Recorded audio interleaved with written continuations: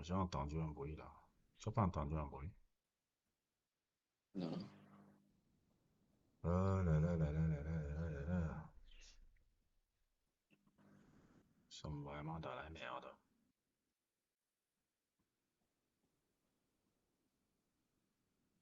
Demande comment. Capture de quoi?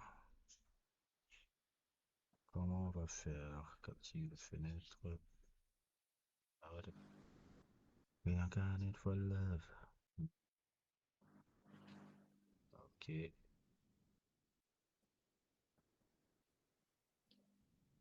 Comment on fait? Ah. Hmm.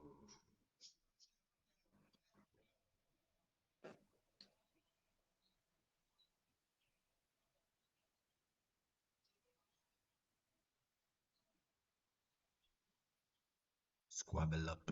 Squabble up. Squabble up.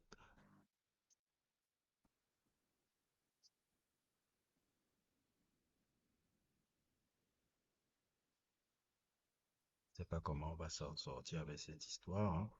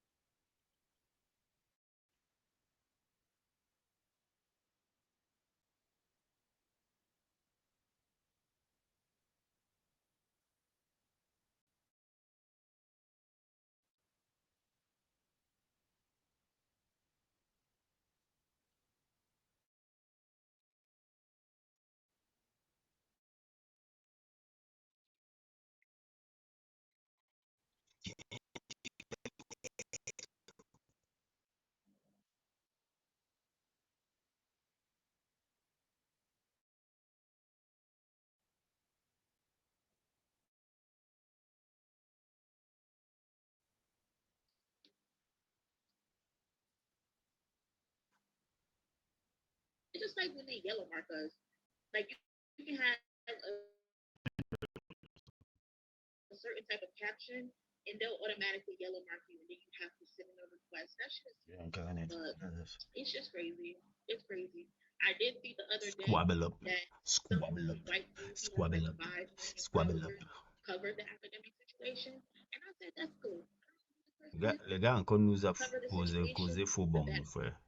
just Whitney, amène ton mari, ton compagnon, puisque vous n'êtes pas encore marié.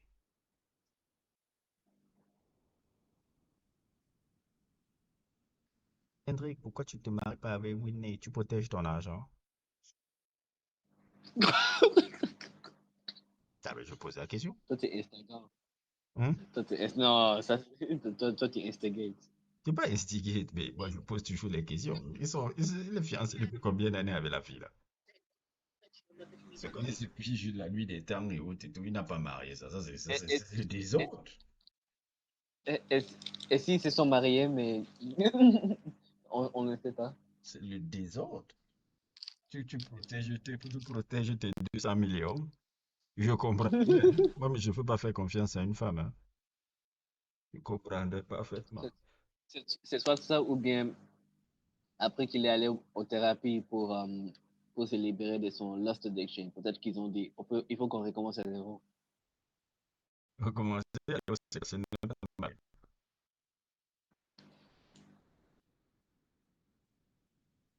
Donc, recommencer à build up the trust.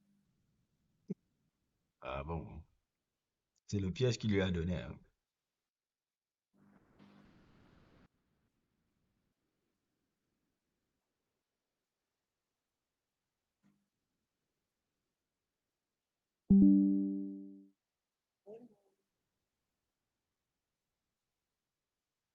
Celui qui est LGBT. they play his music. I can't play his music because they will definitely restrict. Drake, c'est Drake qui a fait ça. Comment? Et il a envoyé ses bots là. Il dit, gâtez les bots. Gâtez même le truc de la NFL. C'est vrai que sur Plot Twist, un jour sur le story de Plot Twist, il avait posté. Ah, ça a commencé. Est-ce que ça a commencé? Ouais. Money, il est dessus. Moi, Chilling with Money. moi, je ne vois rien. Je suis sur la page, je vois rien. I saw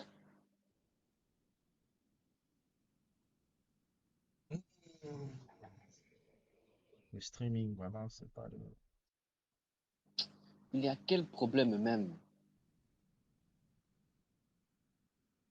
Qu'à envoyer les bots, mon frère. Il y a ce comme des vrais Sénégalais. Ah, niggas. money where is it taking This is place? What niggas. the interview? It's in New Orleans. Niggas New at its Orleans. finest. New Orleans. Always However, niggas.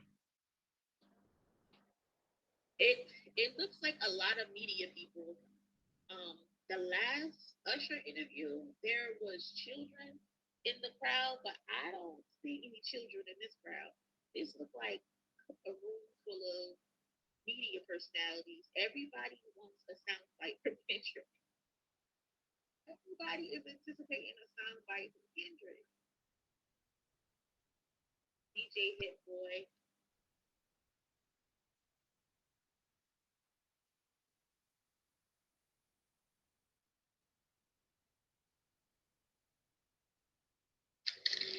Stop. Sure, you want to lick the. No.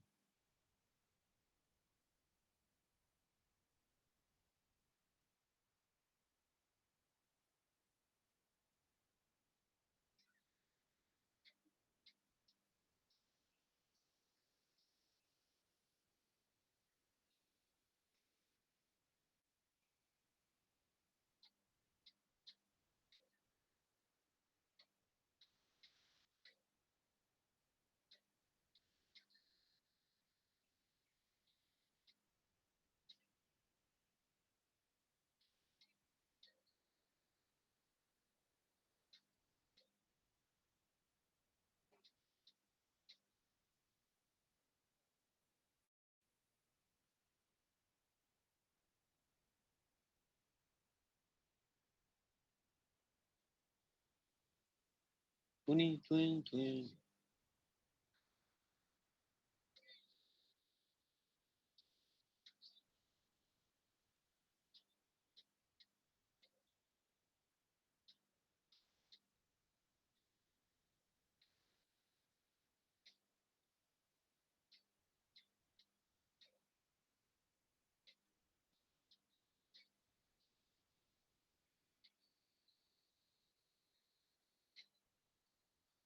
Je pense qu'ils ont annulé. Hein. Donc, je suis sur un. Il y a le chaîne YouTube de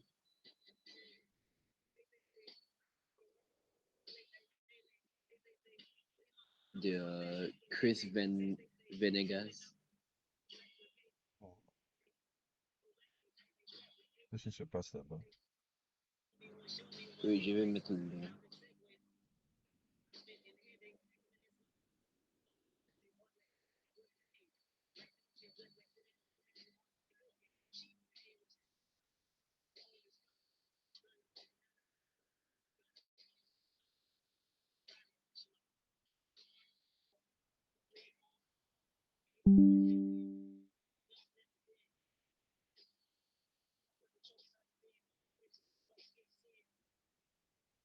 Eux aussi, ils sont en attente.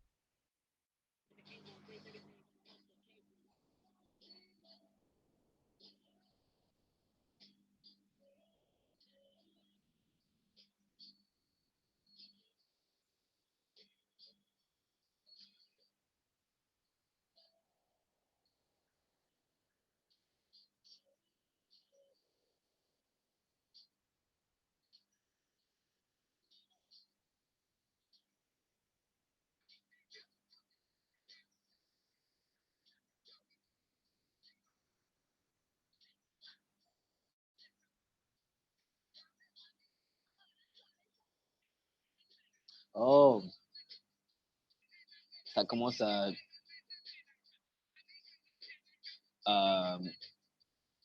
16h30. Là, c'est pas 16h. Ils ont repoussé. Non, ça a toujours été 16h30, mais ils voulaient que les gens tournent à 10h, à 16h. Je voyais en attente. Dans le truc de la NFL, on disait à 16h.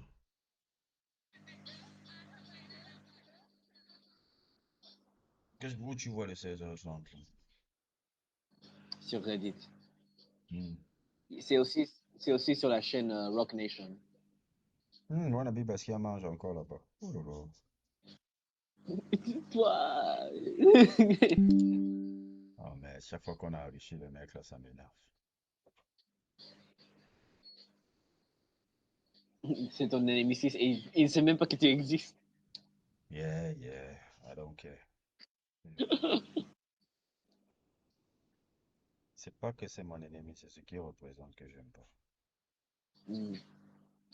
La Tokari. Ton charisme.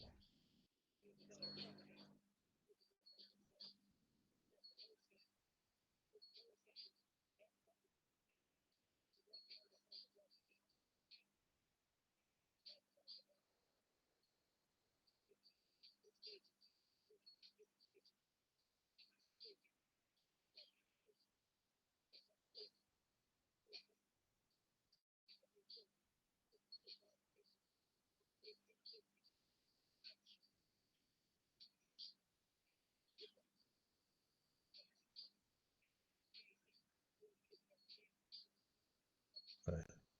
Attendre longtemps, hein. 16h30, c'est 12 minutes encore.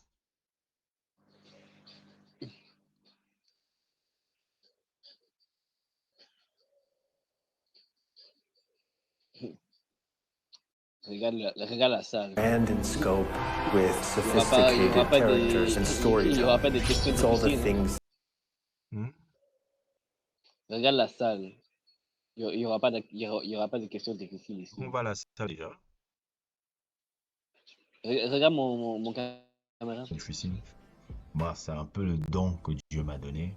Je touche du bois, c'est un don que Dieu m'a donné. Ça, c'est sur Reddit que capacité d'aller au-delà Non, je suis sur Rock de ce que Nation, les la gens te chaîne de Rock renvoient. Nation. Parce que la chaîne YouTube de Rock Nation. Ouais.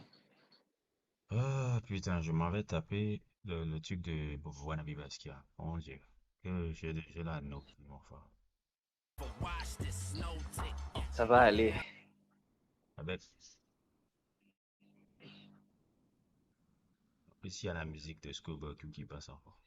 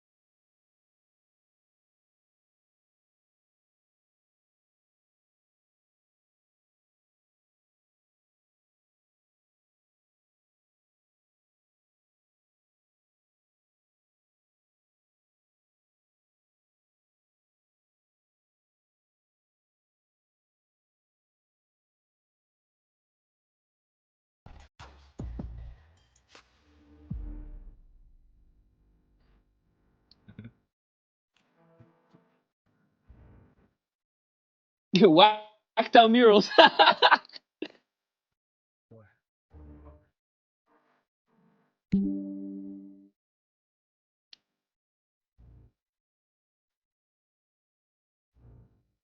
God, get me.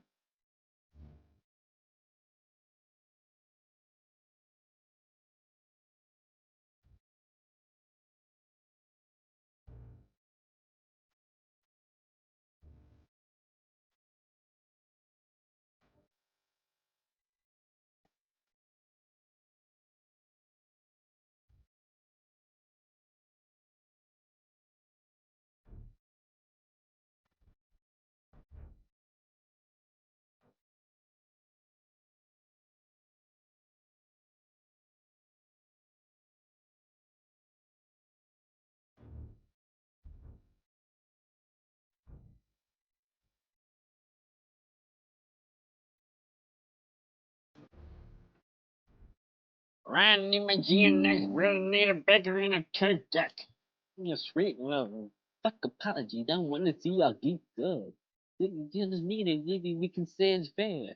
Take it to the internet and I'ma take it there. This my uncle Lamar. He said that he would kill me if I didn't make it. Now I'm possessed by a spirit and they can't take it. This is both the card free. I hope my room changed brown irony. I think my hard work is on rain now. Whatever though. Everybody questionable. I do the line in decimals. Snoop posted Taylor made I pretty with the edible. Like, won the Super Bowl and not the only one congratulating me. All these niggas agitated. I'm just glad they're showing their faces quite frankly. But they, they out there. They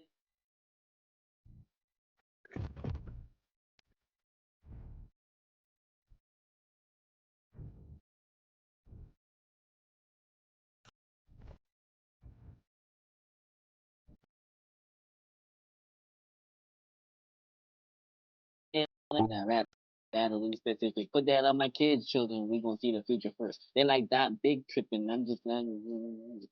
They done burnt all of them is over with. I'm doing what Kobe did. They'll never get over it. Yeah, nigga.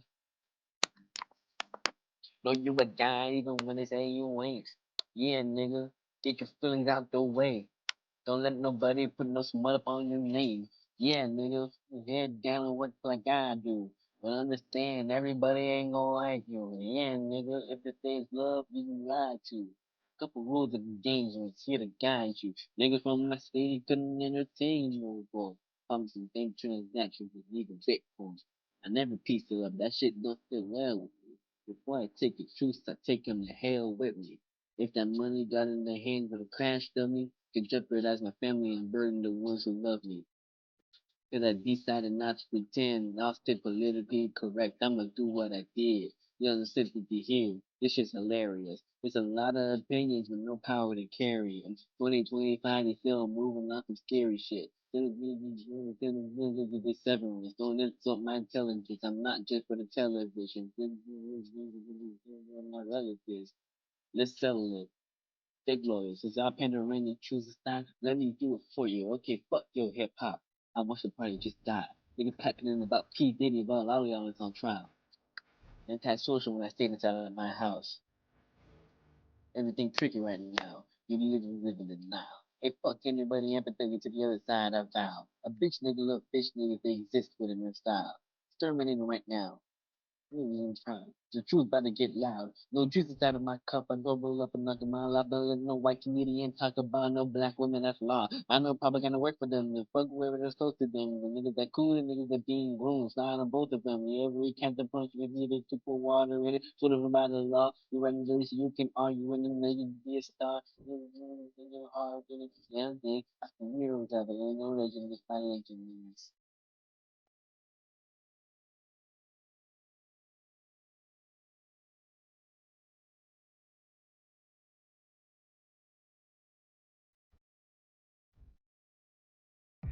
Celui qui est en train de faire le DJ là, il est talentueux, hein. C'est pas Et, qui fait le DJ. hein? Yonguru, là. L'ingénieur son À quoi? ici, là. Yonguru. Ça peut être lui, hein.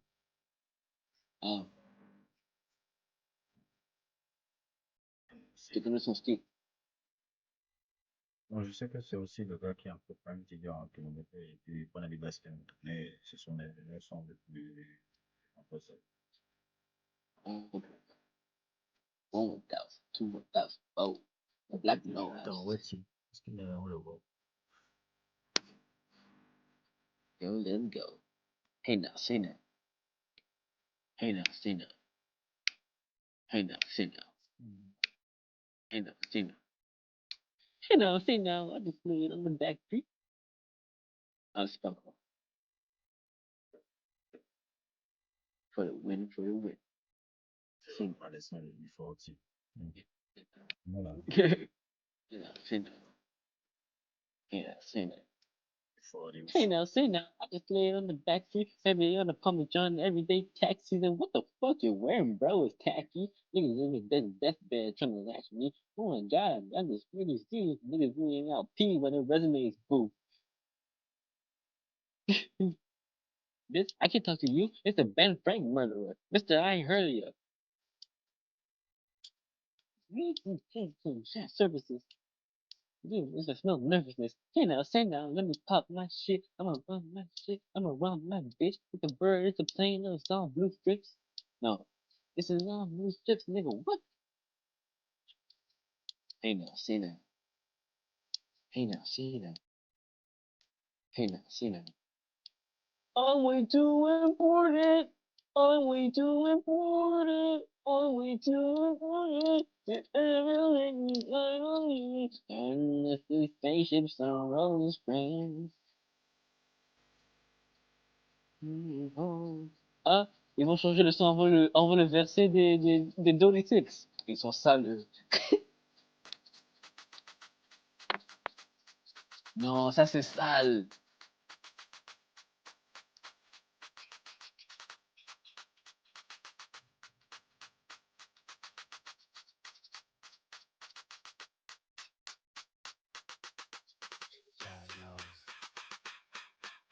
Le DJ a fait un faute là. Il a changé le son avant le verset des Dolly Six.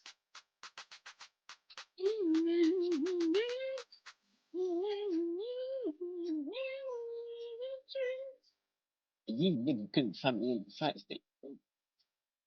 Ah, nigga caught both gyrated. I feel good, get the fuck out of my face. Look good, but she don't got no taste. Walked in, walked out with the save. Man, don't let me know where to play. What the fuck? I got hits, I got folks, I got newspaper cuts, I got friends, I got folks. But the y'all sitting back, you get it back, I get the luck. It's deep, but it ain't deep enough. Fuck a beat, there you go, beat 'em up. Only from a money tree, and it goes around the money. Get it, fuck out. Get it, this is done, fuck out. Get it, walked out from the side. Then they know that, gobble up, gobble up, gobble up, gobble up, gobble up, gobble up, gobble up, gobble up. Hold on, wait for my bitch. Till it go down, sideways, buns gone, leave out, I won't worry. Nigga, what you want? Nigga, talking. You know, nigga, you know, nigga, watching. They said that, pipe down, yeah. There's a whole lot of politics. Bitch, you wouldn't some bitch, you know, that's a lot of bitch. Don't feel it, nigga, kids with my apologies. You ain't got now, so it's fair enough. We outside, really about to kill him. Black on black, it's a fact, it's a fictional. Why the fuck you niggas rap if it's fictional? Tell me why the fuck you niggas fat if you criminal? Hey, doc, can I get a job? I'm like, nigga, no. From the west side, it's still I go. It's a fool. I've been a dog. Ça devrait commencer maintenant.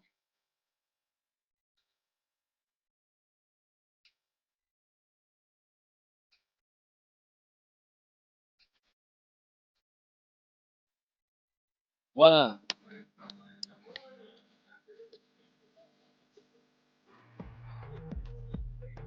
Ah.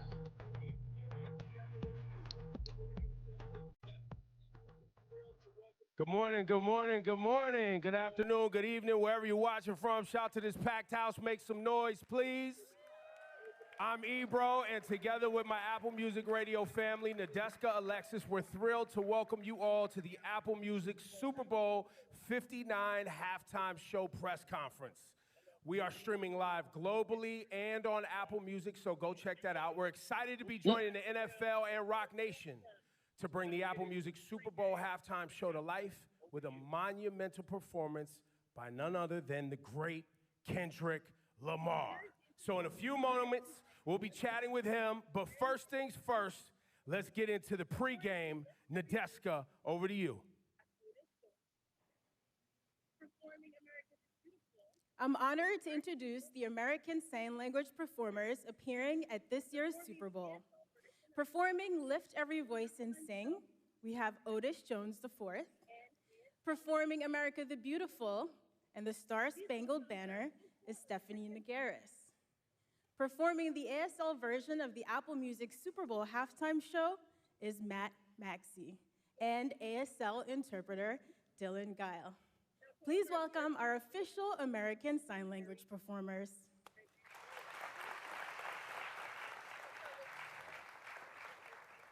Thank you all so much for joining us this morning. Thanks for having us. Now, to all of our viewers, I'm going to tell you that I'm sitting next to some very impressive humans right here, and you're going to find out why in just a minute.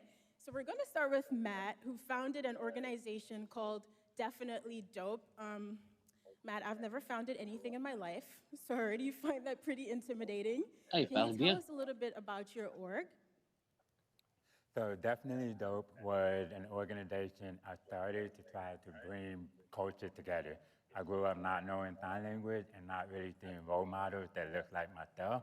So when I got to college, I started learning sign language and realized that sign language and music was a great way to learn the language and at the same time get more people involved in becoming advocates and more conscious of accessibility and inclusion. What's that experience been like for you?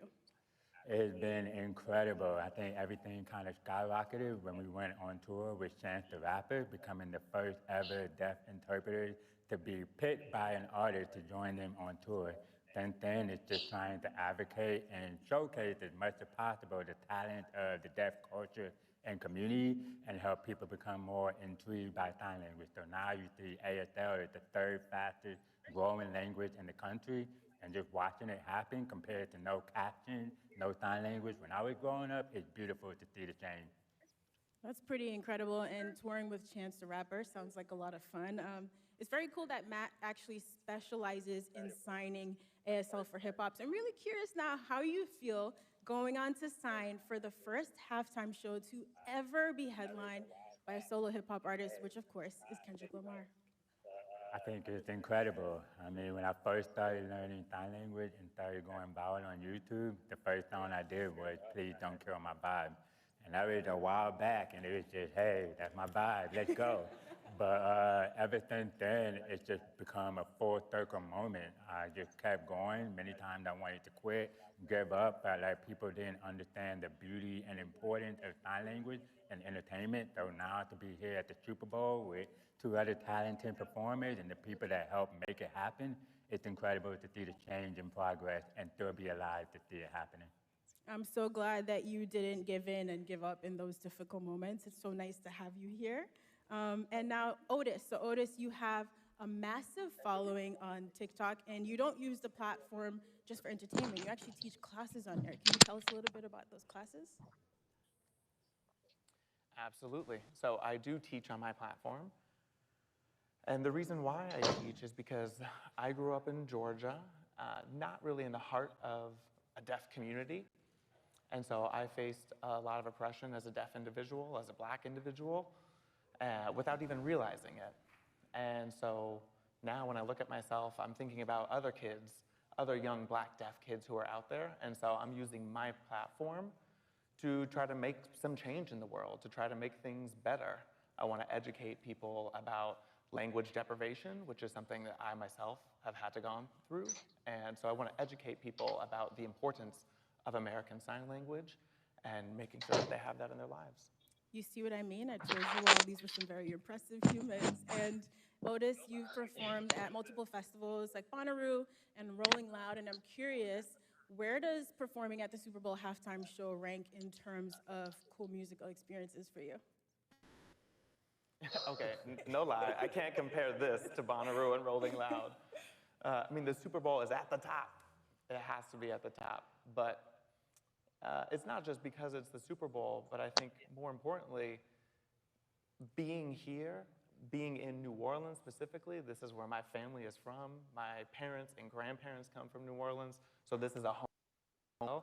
So to be performing at the Super Bowl in New Orleans is a huge honor, especially to be signing for Lift Every Voice and Lettucey, because she's also from New Orleans, and my mom grew up listening to Lettucey.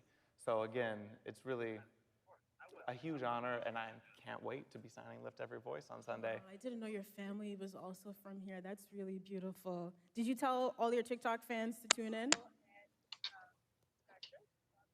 Of course, I will. I will tell them. Okay. Yeah, yeah, they're going to be tuning in for sure. Thank you for the reminder. Of course. Now, Stephanie is an activist, a model, and an actress, a casual triple threat.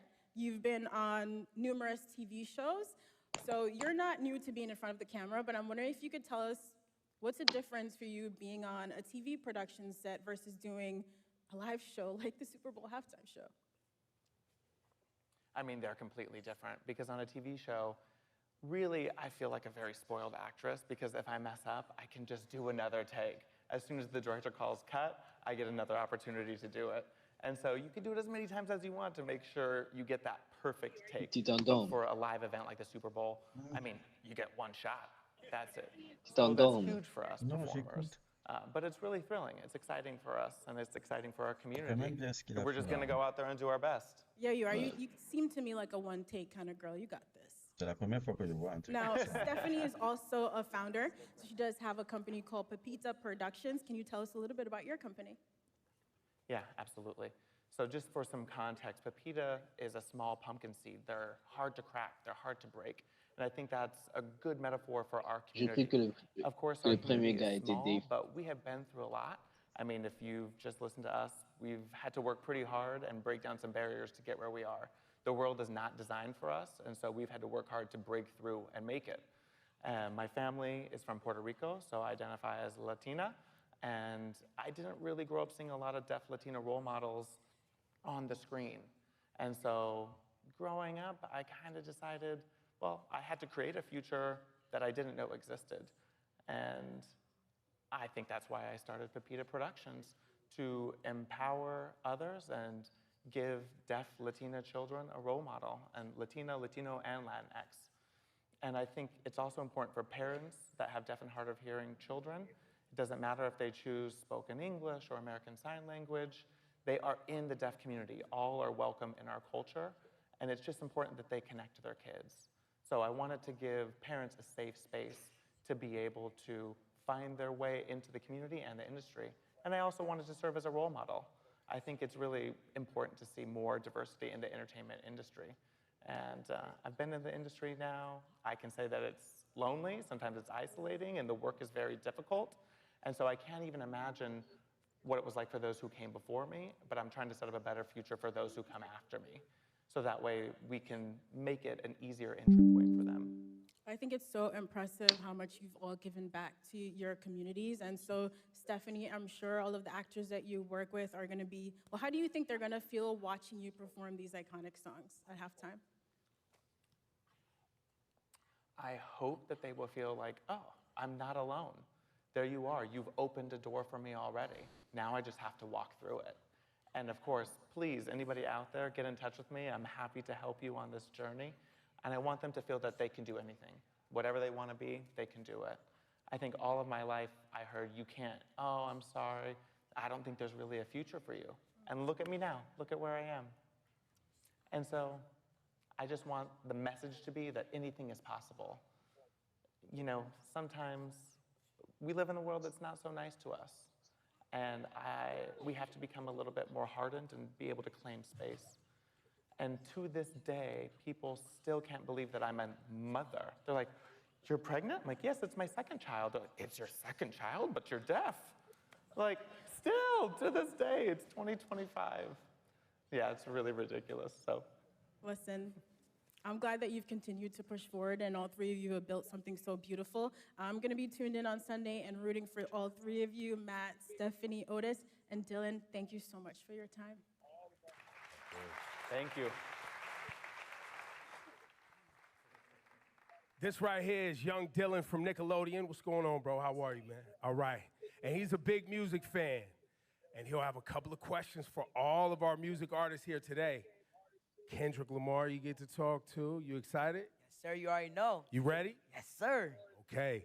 Now we have the honor of No. continuing our pregame lineup with some very special guests. Please help us welcome J'ai oublié the qu'il allait pregame artists chanter le singing truc. and performing on Sunday. Lettucey, Trombone Shorty, Lauren Daigle, and John Baptiste. John Baptiste.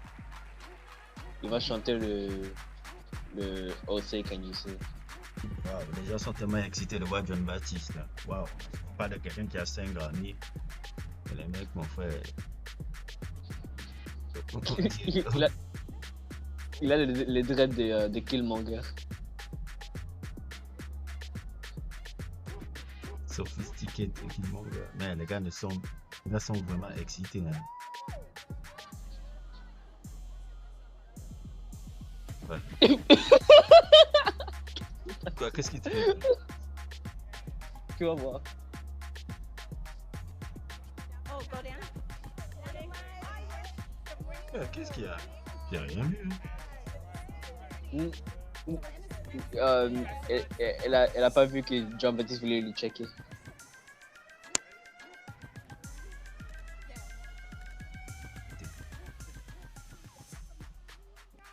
Good morning. Good morning. Good morning, good morning. Good morning. So now, the four of you have at least three things in common. I'd say one, you're all great musicians. Yes. Two, of course, you're all performing at the halftime show.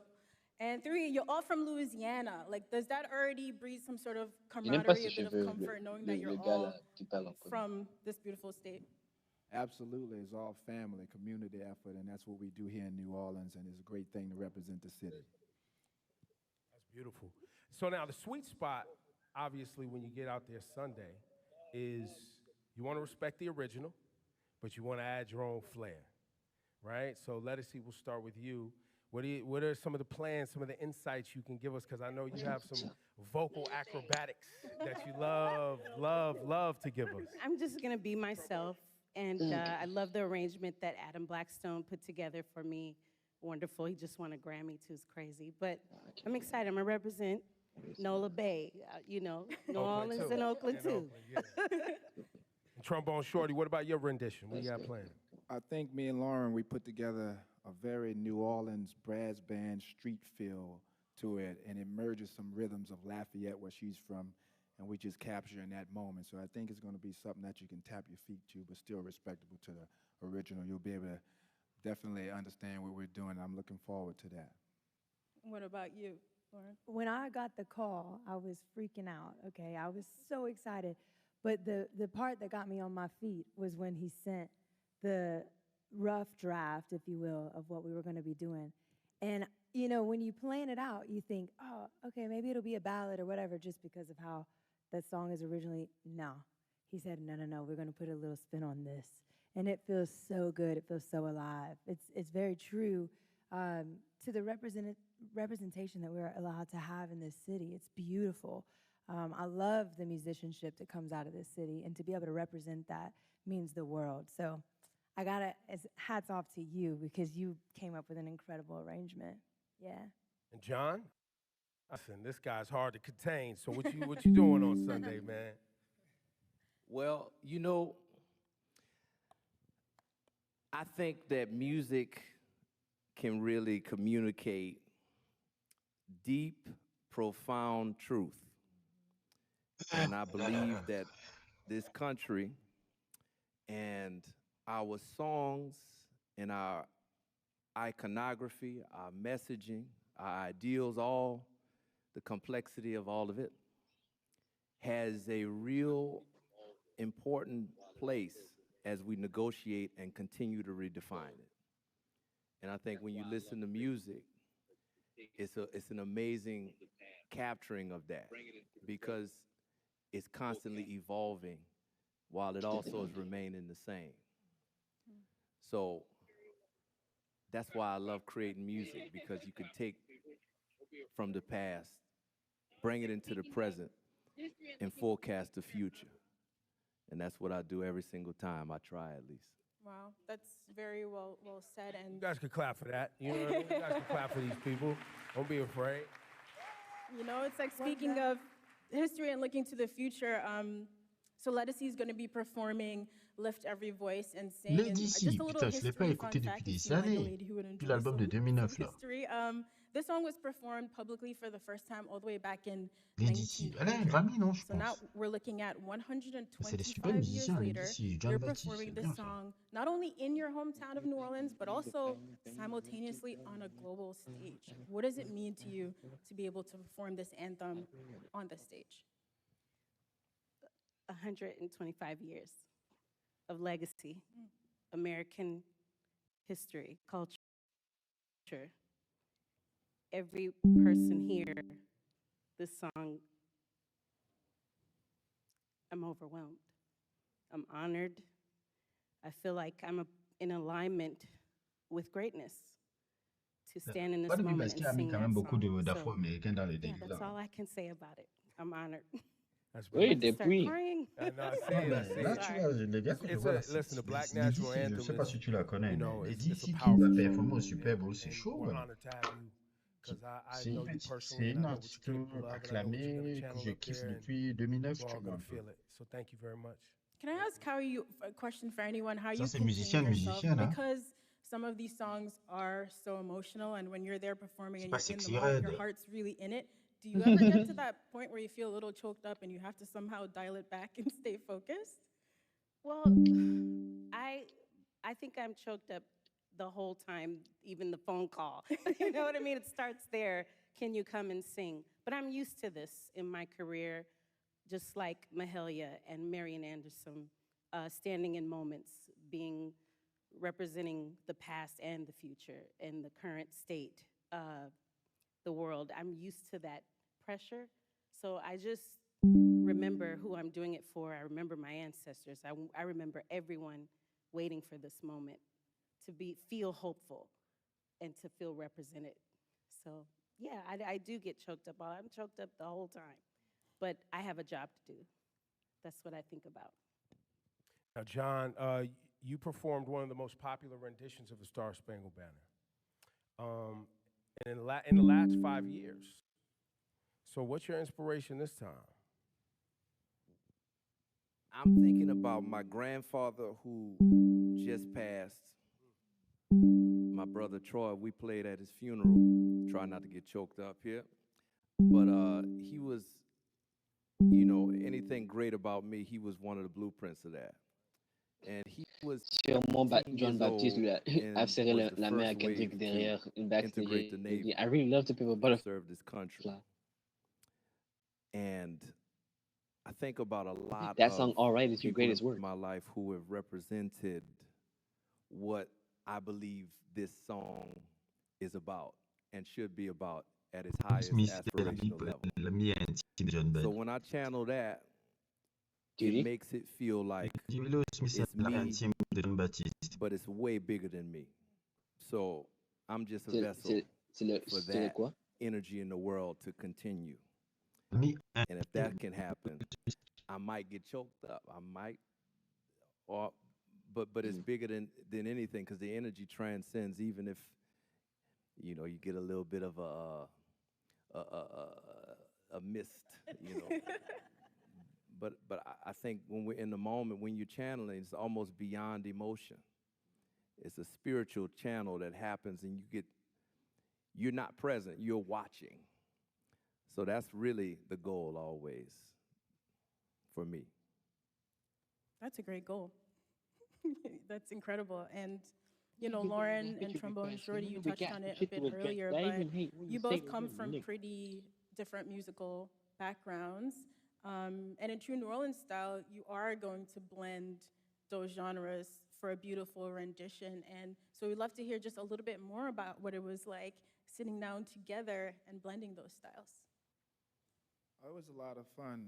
We actually, before we did it, we talked for like 2 hours just about New Orleans and different things, and then we got it in and we recorded it. I mean, just the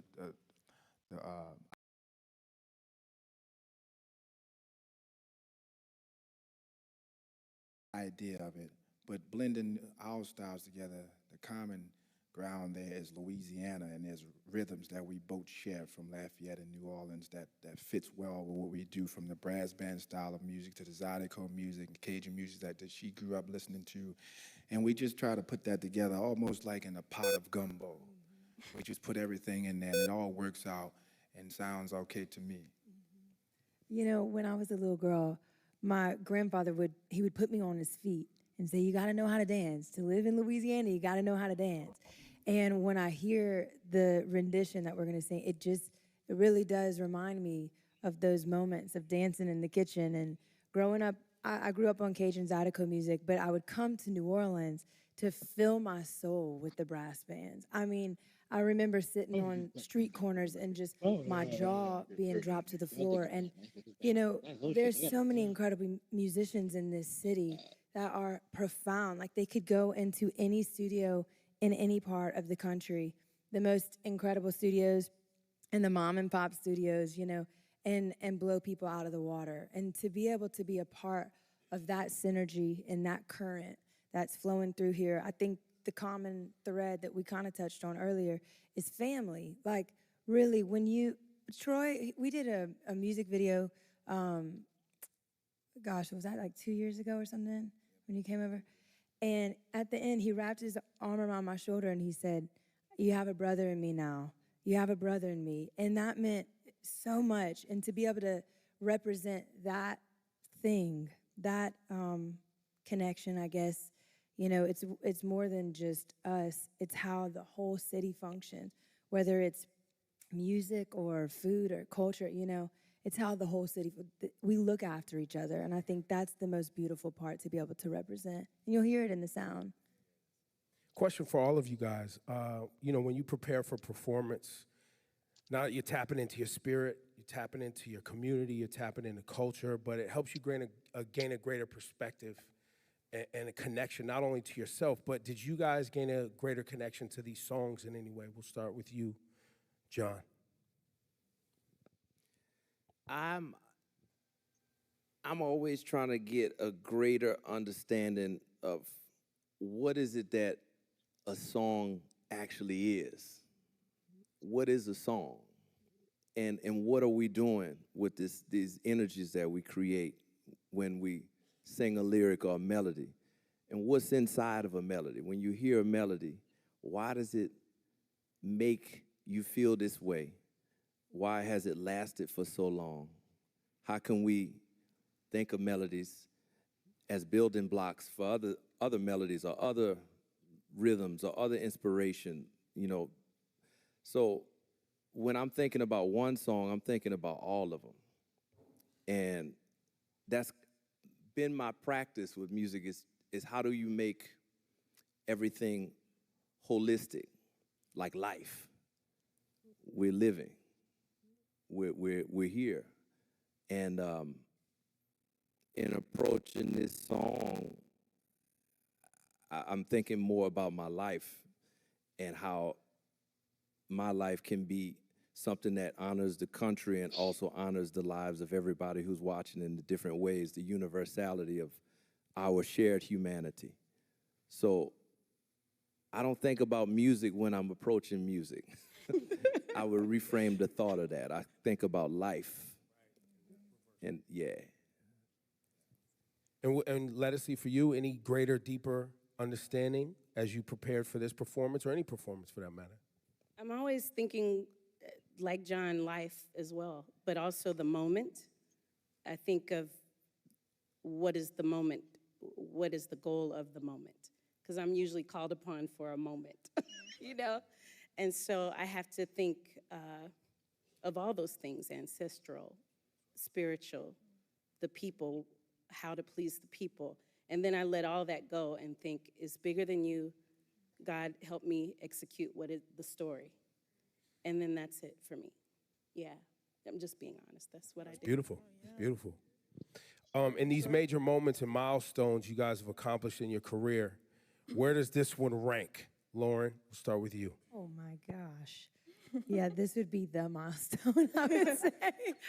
It's pretty incredible. You know, it's incredible to be able to share it too. Like, you know, sometimes you do things on your own and it's great, but to be able to share it, that goes so much deeper and so much further. And just sitting on this sofa with this assortment of people is just unbelievable. Like, to be in your hometown and to be able to sing a song that you love and you grew up. I mean, I remember being in grade school, we would do the like honor to the servicemen every single Veterans Day, and we would sing this song. And I remember it meaning so much to me then.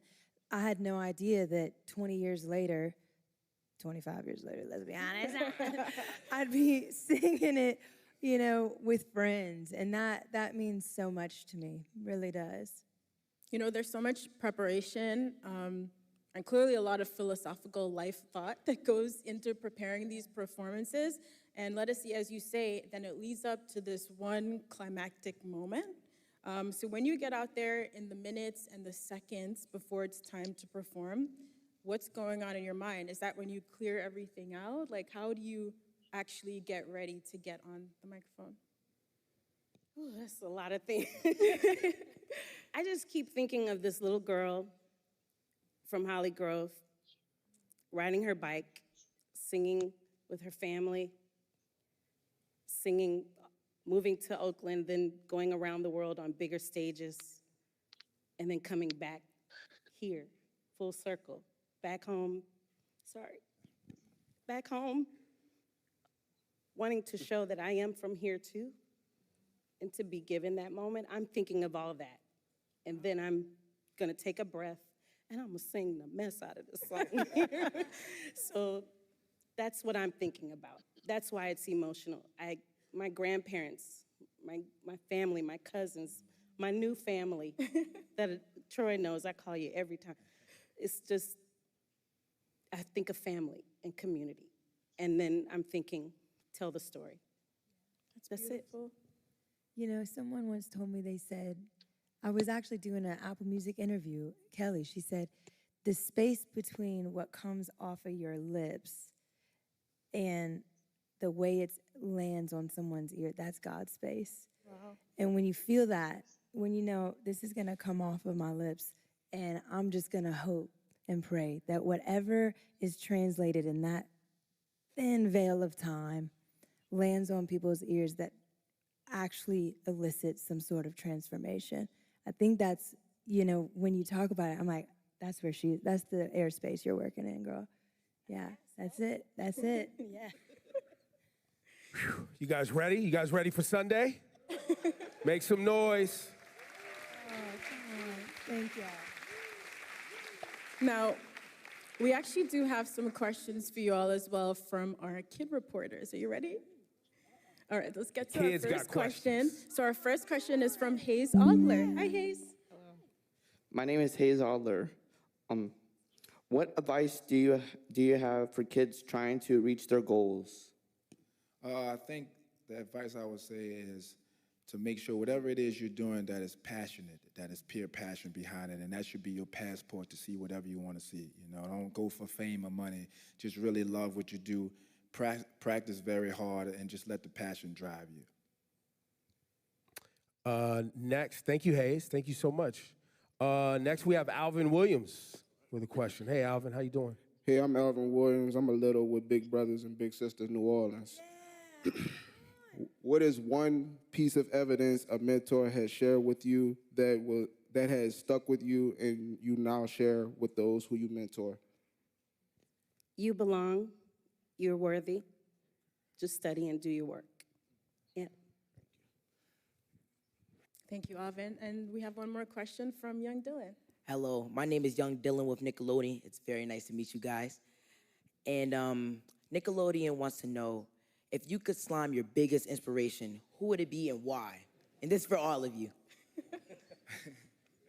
Well, my biggest inspiration is right here, and I was slime him. Bring out the slime, let's go. We got the slime.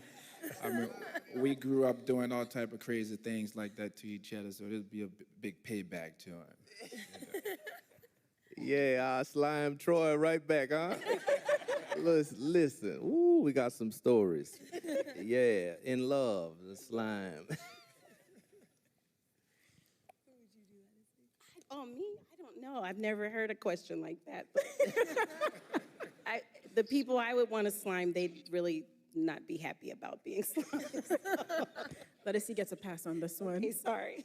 I would say my crew. I took my crew to the Atchafalaya Basin. No people in this room might not know where that is, but it's around the corner, and I made them jump in the water with alligators.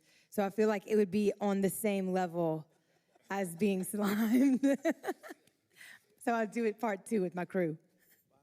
Thanks for those questions, fellas. Those were great questions, guys. Thank you. Let us see Trombone Shorty, Lauren Daigle, Jean Baptiste. Thank you so much for spending your time with us, for sharing your heart with us. Looking forward to seeing you perform on Sunday. Go out there and have fun. Thank you. Thank you for having us. Thank you so much. Hey. Oh, excited. Thank you for having us. Love. Take care. I love you so much. Thank you all so much. This was awesome. Good to meet you. Thank you. This is great. Thank you. I'm new here.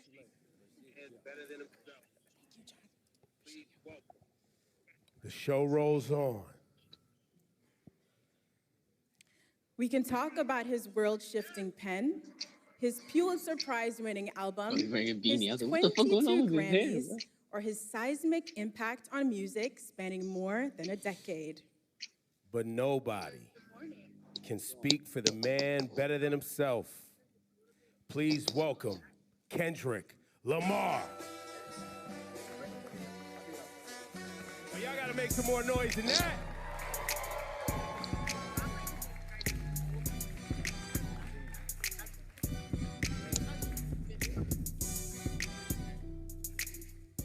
Good morning. How you doing?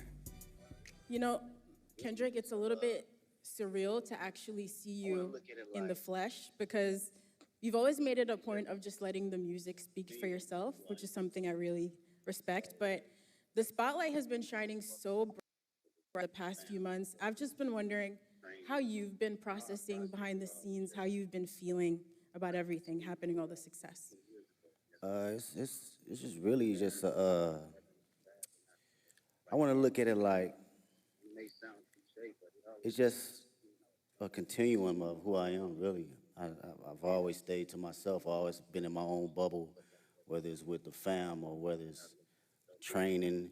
How I process it all is just I continue to do what I was doing 10 years ago, and that's like be better in myself, better in the craft, and not look at it as bright lights, you know? And it may sound cliche, but it always worked for me, even when I was younger, you know, playing sports or being in the forefront of presentations and stuff like that. It was like, I gotta look at myself in the mirror rather than looking at it as a crowd or, you know, fame and attention. So now, early days of your career, you know, Section 80 days, even early mixtapes, and you perfecting your craft as an MC. Did you ever think we'd be at the Super Bowl with this? I wasn't thinking about no Super Bowl. You never thought about the Super Bowl with this? I wasn't thinking about no Super Bowl for sure. We was thinking about the best verse and how we gonna split this $5 at Church's Chicken or something like that. It wasn't no Super Bowl. Going to the studio and getting a meal. But I think, well, what I know is the passion I have now is still the passion I had then. And I think that carried on to the Super Bowl. So it was all about being present. As long as I was present in the studio and present in whatever that line was or whatever that mistake was, rapping or doing hooks or choruses or whatnot, I was present in that moment. I felt that passion. I think being present and not actually foreseeing everything kept me in the grounded state of mind in order to be at, you know, big stages like this. I think we felt that presence and that focus in your work for the past 15 years. Like Ebro said, going all the way back to projects like Overly Dedicated. And so seeing you perform with Dr. Dre at the halftime show 3 years ago, we already felt like that was the most hip-hop beautiful halftime show ever. And now for you to come back and be the first solo hip hop artist to headline, how does it feel being the artist to hit that milestone? And, just your thoughts on what that means about hip hop's progression and impact over the years. But that shit, it made me think about like the grind of it. You know what I mean? Ah, tu A l'aimes lot même of pas people don't bien. see like the story before the glory, man. And that shit is Mais like t'es déjà en train de me somnoler. Depuis shuffling à quel out your moment donné? mixtapes and going to Ça fait neighborhoods and parties and 35 minutes. performing there, 10 hole in the minutes. wall spots. 35 minutes. It reminds 35 me minutes. of the essence and the core response of rap and hip hop and how far it can go. So for me, that should mean everything because it puts the culture on the forefront where it needs to be and not minimized to just a catchy song or verse. This is a true art form. Shut. So to represent it on this type of stage is like everything that I've worked Je for and demande, everything that plus le I temps believe in as passe, far as plus the il culture. devient Like comme I un live and gars die by it. This qui shit done travaille changed dans my un whole magasin family de life. So rue. I don't take it for granted at all as far as the art form. It feels like that was a lot Mais what je n'ai this même year pas was about su que too, c'était right? Like Kendrick Lamar. J'ai you l'impression que c'est un boy I qui guess, sort you took du it, put it marché, on en your fait. back and you felt like a line needed to be drawn, right? Was that, was that your intent when you rolled out this year? Was like, yo, I'm drawing a line. Like, this is what it is. My intent was to always keep, I think from day one was to always keep the nature of it as a sport. I don't care how motherfuckers look at it as far as like as a collaborative effort. That's cool too. But I love when artists grit their teeth. Like I still watch battle raps. I still watch Smack URL from Murder Mook to Lux to Tay Rock. My bro Daylight. This is always the definition of who I am, and it's been that way since day one. So I don't think it was a thing for this year. It was always just a continuum. And what I will say about this year, it was more from a space where I think a lot of people was putting rap to the back, and you didn't see that. You didn't see that grit. You didn't see that bite anymore. So I always took that in consideration in going into any type of my music. That's interesting. So I hope this makes sense, right?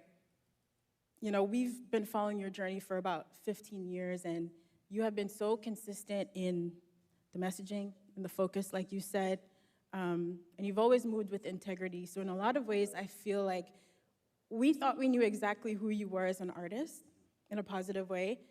And then last year, it felt like you unlocked a whole new dimension for us. But that person, like you said, was always in there. But I'm wondering, do you still surprise yourself sometimes? Did you surprise yourself last year, or was it just us, the fans, with our jaws on the floor, just stunned? That's a good question.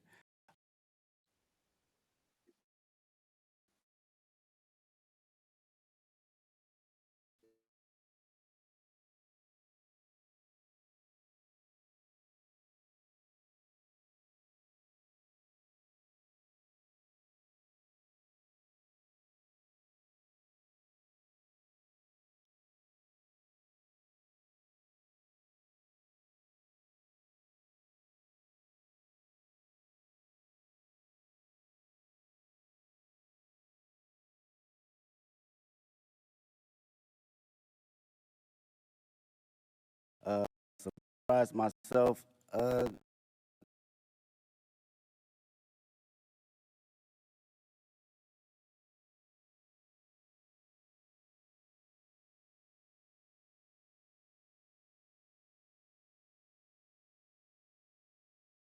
Nah, I don't think I surprised myself because this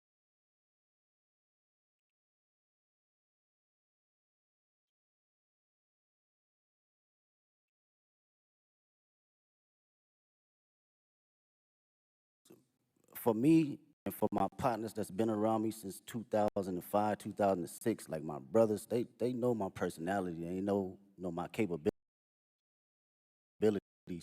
even when it wasn't presented to the public at first, right? So this is just like a revolving door of what I've been doing in Carson Studios at the homie garage or my brothers at TDE or just anybody around the city of Compton in LA. it's just magnified to the level where I've progressed it and did enough hours to know, okay, I know where to place it now. I know how to make it connect with people. It feels like each album, too, getting to this point was like, it was an album for the culture, and it was an album for the critics. You know what I mean? And then it was for the critics, Yeah. and then GNX comes along, and it's like, nah. This is an album for anybody, everybody, and anybody who want it at any time. And you brought that energy, and the energy you brought on GNX was an energy that I don't think was really happening in hip hop. Like, it's a Public Enemy level energy. It's a Ice Cube, America's Most Wanted energy. For sure. Like, it's a classic, timeless energy. Talk about your headspace between Mr. Morale and this GNX. Yeah, no, Yeah, that's, ça that's, c'est une that's portion great. intéressante.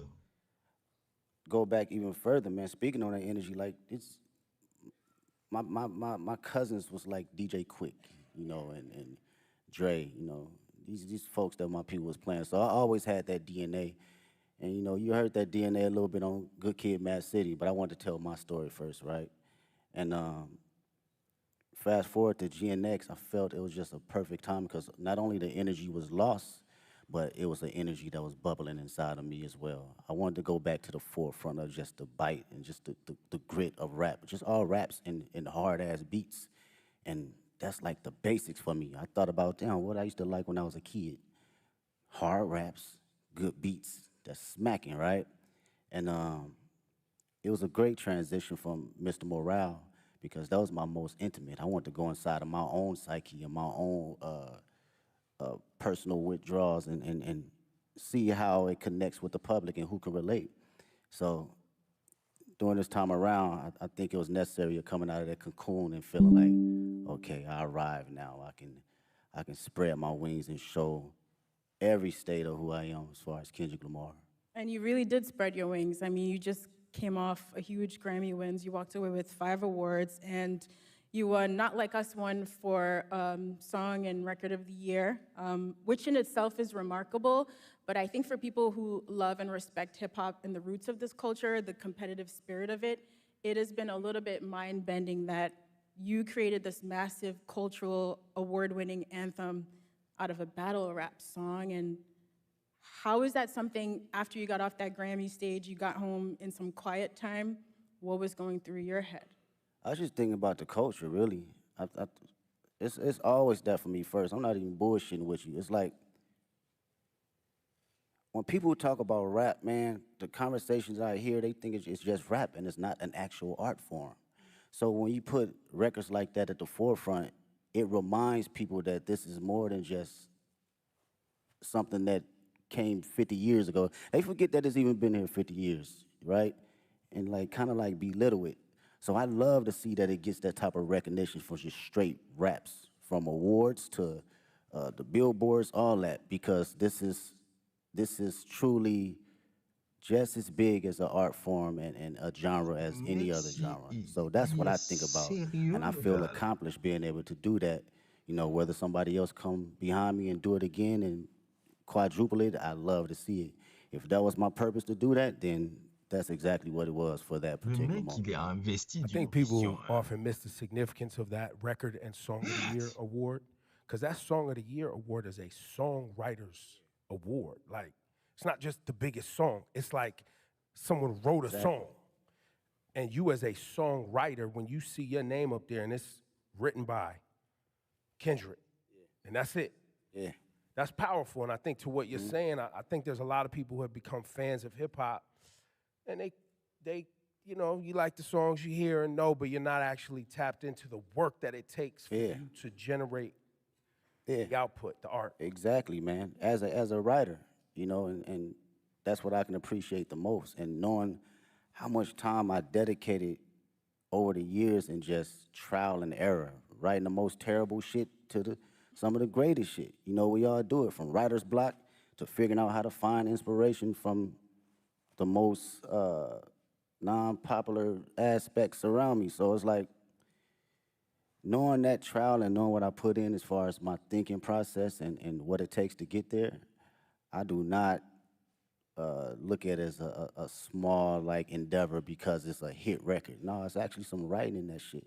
You know, whether it connect with you on a spiritual level, whether it connect with you on a comedic level, whether it connect with you just on a personal dynamic, it's still from a writer's point of view. Yeah, you are an incredible writer. There are songs on GNX like Reincarnated. I didn't know what to do with that song for the first few times I heard of it, just trying to figure out where you possibly came up with the inspiration for a record like that. Like, when you're working on those songs, are you going through multiple versions until the right thing comes to you? It's hard to fathom, I guess is what I'm saying. Yeah, well, records like that. First off, shout out to Tupac. That's the number one. That was always one of my favorite records from him and Outlaws. With records like that, it's always going into my mind of like, what if, right? And crafting out my what if ideas to the masses. So when I think about concepts and I think about what I actually believe and what I feel, I just go through a breakdown as if I'm reading a book, you know, and how I want people to hear this from a book sequence. So my initial process is, okay, how can I open them up to the story, and how can I drive them to the ending point to make them feel truly exactly what I'm trying to convey, whether they take their own perspective from it or they take mine. I just want you to feel it first. You know, the writing is there, now it's up to me to perform it to where you can feel it. Yo, give it up for this guy, Kendrick Lamar. Y'all too quiet, man. This guy, you know this guy he doesn't sit down and do this too often, so this is a very special conversation. We appreciate you, bro. I really do. And shout to SZA too, because you guys are making history right now. Hell yeah. And you've seen her from her humble beginnings like she's seen you from your humble beginnings. You've watched her find success, and now y'all sharing the stage at the Super Bowl. This humongous tour that's rolling out next year. Talk about this moment in both of y'all's career. Have you guys had a chance to even see each other in this moment and be like, yo, like? We haven't even had a chance to crash out about it because everything been moving fast, like far as production and rehearsals and stuff. So we speak, but we haven't really got a chance to settle into the moment. For me personally, watching her, her career and where she's come from, it's amazing to see. I get to finally see how certain individuals see me come up in the process, because I seen her day one coming in the studio and writing songs, throwing away songs, writing another song, throwing away songs, and songs is hard. And I understood that process though, wanting to be great. You know, even when people were saying this is classic records, you're like, no, I'm gonna write another one. And I understood that and I seen it, so to see it now magnified is like, she always had it, man. She always had it, and I'm just honored to be next to a talent.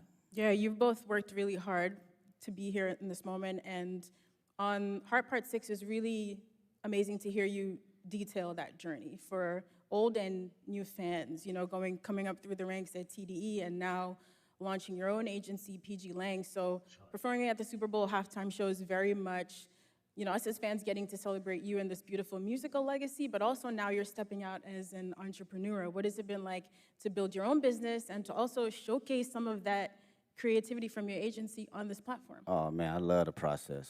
Shout out to PG Lane. Make some noise with PG Lane. Yeah,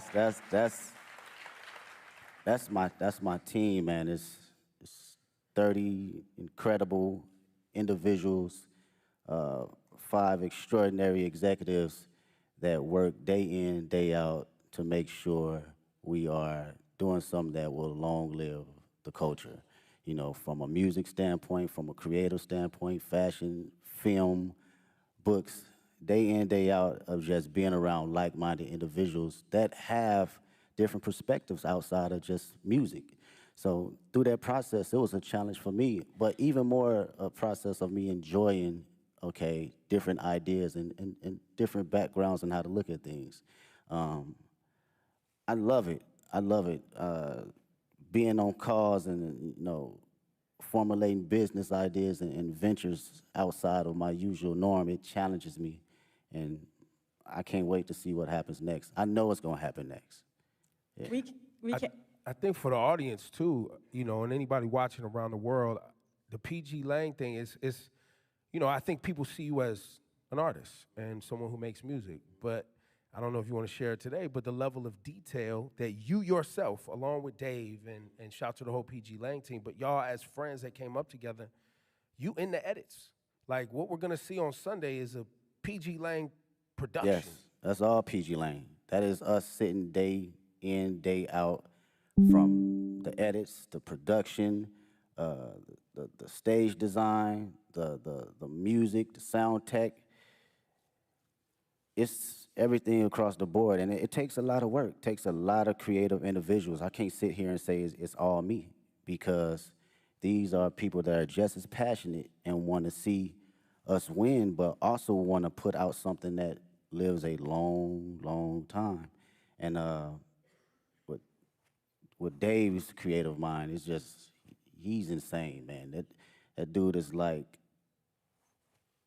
Basquiat in so many different fashions. You know, you can clearly pick his brain about anything, and he'll give you an answer right down the middle to help you decide for yourself. So that's something I can always appreciate.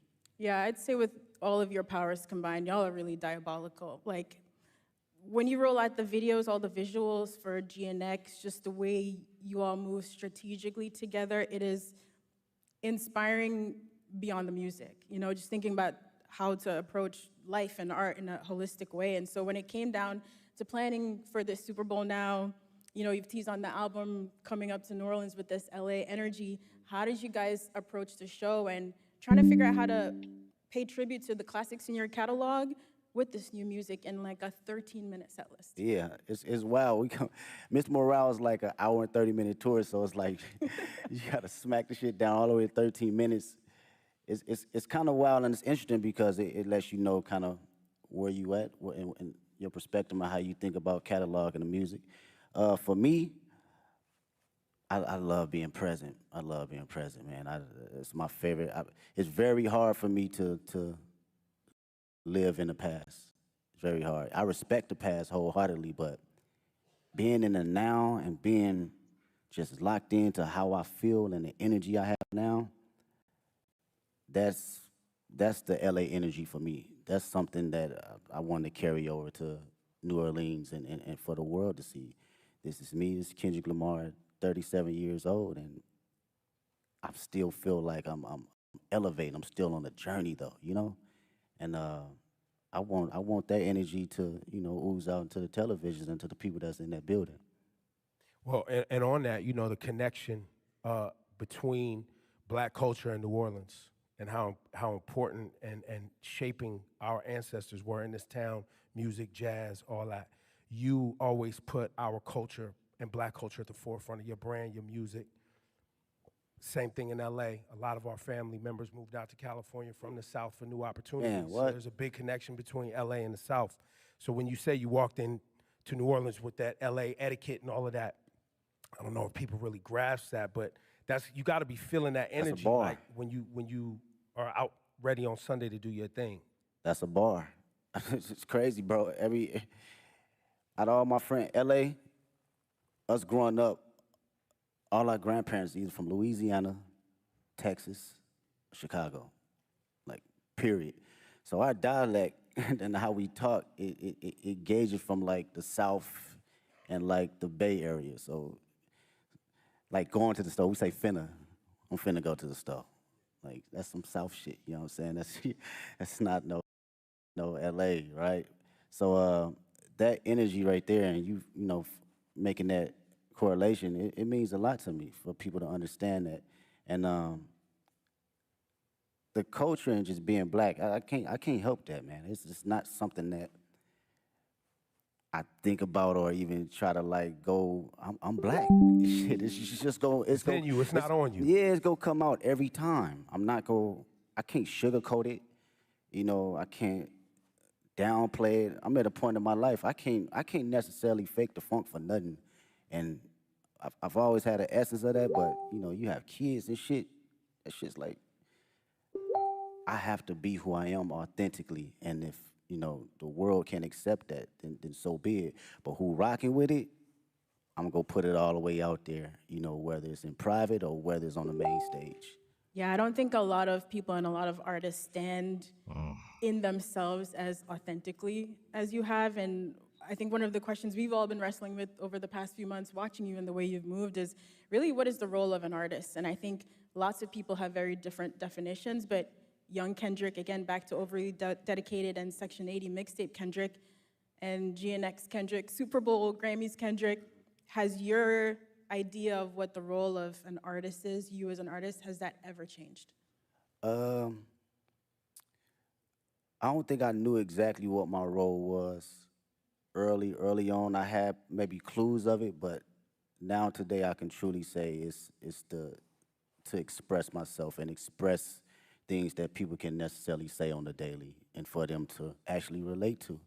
And come from the most vulnerable place where people can actually feel it. I think that is, for me, that's the role for me as an artist. I don't give a fuck what place it come from. I could be the most angry person on the record. You gonna feel that shit that day if you woke up and you felt that. You wanna smile, you gonna feel it because I'm gonna make sure I'm present that particular time in the studio, in the booth, that I feel happy and I feel energized and I feel, if I feel frustrated, you gonna feel it. And to carry that as an inspiration for people that's listening that may not have a voice, that, I've grew up with cats, still to this day can't have a conversation. The most meanest, aggressive individuals, but they can't even look you in the eye and express themselves the way they want to. So they resort to other things. And when I think about that, and I know that I have the tools necessary to communicate myself properly and effectively, I gotta do it for them. I gotta make records like Reincarnated. I gotta make records like Man in the Garden. I have to, because they feel that way, but they cannot project it. And when they hear somebody actually giving them affirmations, it allows them to speak more freely and be open, because again, I come from the same place they come from. Wow, Kendrick, we might not see you outside again soon after Super Bowl. I know, of course, you have the GNX tour. Listen, I know you also don't love doing interviews, but we are grateful. We're so grateful for all the music and the moments that you've given us over 15 years. And in the last year, your presence and your focus, it is noted. So thank you. We really appreciate it. Thanks for taking our Thanks for questions. fighting for hip hop, man. Oh, for sure. Thank you for fighting for hip hop. It is really appreciated. Appreciate y'all. And now, we do have some we questions. have some kids that are gonna ask from our questions. kid But I got one more thing for you, Kendrick. Before we go to our friend here, Hayes Adler. What should people expect to see and understand about Sunday's performance? Storytelling. I think I've always been very open about storytelling through all my catalog and my history of music. And I've always had a passion about bringing that on whatever stage I'm on, whether it's a war tour or whether it's a 500 parce que people les at gens Key sont Club. beaucoup plus que des... I've always had a form of that. So I like to be on that sense of, make people listen, but also see and think a little. I think this is going to be one of those performances where people are going to be digging up Easter eggs for I mean, years, that's the Kendrick years thing, to come, right? Even when it's not an Easter egg, people gonna make one up, right, Ken? Yeah. Hayes, this is Hayes Adler. He's got a question for you, What's up, Kendrick. man? Hi, Kendrick. What's going on? How do you prepare for such a big performance? Do you have a favorite way to stay healthy and active? Whether it's some sprints, if we talking about, maybe it's a 2-mile warm-up or a mile warm-up, maybe some push-ups, just to get the body movement. Sometimes you be out on that stage, man, it take you need some oil. On a mental level, I'm usually playing excitement and just give it a Thank you. How you doing, sir? What's up, Kendrick? What's up, man? I'm a little with Big Brother and Big Sister New Orleans. Believing in you, what would you say? To be around individuals that experience every little thing that you think that you're the first person to go through it with, it's a difficult task when you're a young individual, because you're like, shit, you don't know what you're talking about. But as you progress and you be like, damn, he or she was right, you begin to understand life a little bit better and not be so judgmental to people that have been here before you, right? The greatest thing I would say, mentors, a couple mentors that given me was like affirmation, and to always give myself space to believe in who I am, even when I wasn't feeling it, right? You can accomplish so many small things or big things, and you still can fall in a slump where you doubt yourself. And even though these mentors haven't seen the spaces and been in the places I've been in, it was always time to allow me to share exactly who I am or how they see me and what I'm capable to give to the world. And I think that goes a long way, you know, from people in the highest places and the lowest places. We all need them. All right, thank you. Thank you. Thanks, Alvin. And we have one more question from young Dylan. What's up, Mr. Kendrick Lamar? There you go. Yes, sir. That's an artist right there. Yes, sir. It's a truly honor to meet you. And my question I have for you is, what advice could you give to kids about not being like anyone else? And how could they stay authentic while pursuing your path?